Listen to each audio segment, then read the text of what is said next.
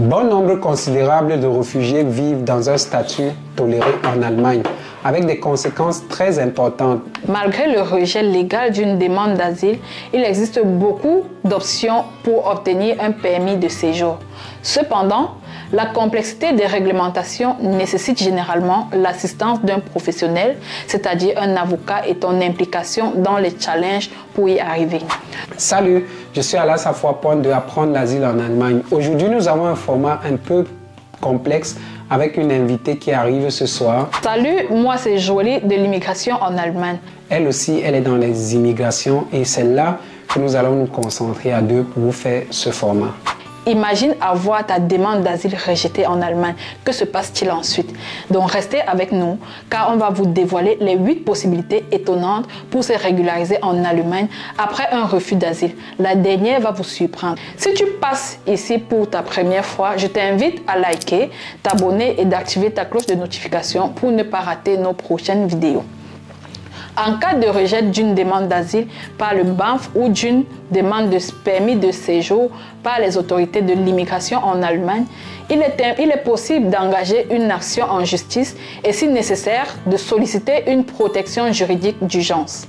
En l'absence de protection juridique accordée par le tribunal, la décision de départ devient exécutoire, entraînant une tolérance régulière des personnes concernées jusqu'à leur éventuel départ ou expulsion du pays. Premièrement, l'article 27b de la loi sur le séjour prévoit que les personnes titulaires d'un permis tolérant qui séjournent depuis longtemps en Allemagne doivent, sous certaines conditions, recevoir un permis de séjour pour l'intégration durable. Ici, pour remplir les conditions, on devrait avoir commencé l'asile comme mineur, puis faire une formation et à la fin, être régularisé. Deuxièmement, le Chancenaufenthaltsrecht, l'article 104c. Avec cette loi, ceux qui sont arrivés en Allemagne depuis plus de 5 ans et qui avaient leur Stichtag depuis le 31 octobre 2022 ont eu la possibilité d'obtenir 18 mois de séjour en Allemagne et vont continuer de rester en Allemagne pour avoir à la fin ce qu'on appelle le pont entre le 104C qui sera l'article 25A ou l'article 25B. Par contre, les bénéficiaires de cette loi ne sont pas nombreux parmi les Africains. Troisièmement, en principe, la loi sur l'asile prévoit la possibilité de déposer une demande d'asile ultérieure même après la clôture d'une procédure d'asile antérieure. C'est notamment le cas lorsque de nouvelles raisons sont apparues qui ont un effet positif sur les chances de reconnaissance et qui n'ont pas pu être avancées lors de la procédure précédente. Cependant, la loi a également mis en place des obstacles importants qui peuvent faire échouer une demande ultérieure avant même qu'une nouvelle procédure d'asile ne soit engagée. Quatrièmement, le Härtefallantrag. Avec ce Härtefallantrag, tous ceux-là qui sont menacés d'expulsion en Allemagne, qui n'ont plus de perspective en Allemagne, peuvent s'adresser à cette commission qui est le Härtefallkommission. Dans tous les Bund-Länder, il existe ce Härtefallantrag et ils vont statuer, s'asseoir et juger si tu es important pour la société dans laquelle tu travailles. Avec l'appui de ton Arbeitgeber, tu pourras rester en Allemagne et de pouvoir continuer à travailler tout en obtenant ce Härtefallantrag. Par contre, cet antrag est différent et est un peu très épais dans tous les Bund-Länder parce que chacun choisit comment il doit juger ce cas pour te donner ce titre de séjour. Alors, ce n'est pas une loi qui est statique, c'est une loi qui dandine un peu et chaque Bund-Länder décide de cette loi.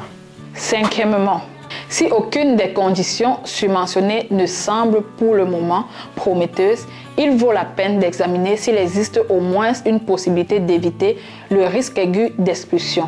Pour cela, on peut faire valoir des obstacles à l'expulsion. Tu es donc alors toléré et ne peux pas être expulsé jusqu'à nouvel ordre. Selon les cas individuels, les liens familiaux ou des obstacles à l'expulsion liés à la santé peuvent, par exemple, jouer un rôle. Si un obstacle à l'expulsion qui n'est pas de ta propre faute ne disparaît pas dans un avenir prévisible, un permis de séjour selon l'article 27, paragraphe 5, sixièmement. Le paragraphe 19d Aufenthaltsgesetz. Ce paragraphe il est accordé aux gebildete Bildungsinländer. Ce sont les réfugiés qui, pendant leur procédure d'asile, ont obtenu un résultat négatif et sont obligés de rester en Allemagne avec un Ausbildungsduldung ou un Beschäftigungsduldung et continuent de travailler. À la fin, quand vous êtes qualifié, vous pourriez également obtenir votre titre de séjour. La même chose s'applique aux travailleurs qualifiés. Septièmement, les formes spéciales de Duldung qui protègent contre l'expulsion et qui, en cas de succès, débouchent sur un permis de séjour sont le Ausbildung et le Beschäftigungsduldung. Cette loi verra dans le jour en 2024 sous forme de paragraphe 16G et deviendra un titre de séjour pour travailler. Huitièmement, et voici la toute dernière, c'est le Spurwechsel. En mars 2024, tous ceux-là qui sont dans l'asile et qui n'ont pas de perspective, ayant un diplôme, étant qualifiés, je dis bien qualifiés, vous aurez la possibilité et la chance de rester en Allemagne et de continuer à travailler tout en obtenant un séjour qui vous permet de travailler. Ce sera l'article 16G. Dessus, on vous fera une prochaine vidéo.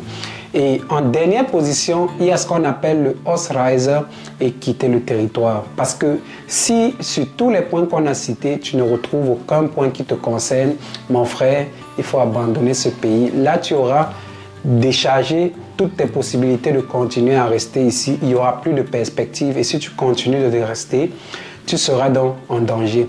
J'espère que cette vidéo t'a plu. Alors, n'hésite pas de liker, de partager, de mettre en favori et surtout de donner ton avis en commentaire.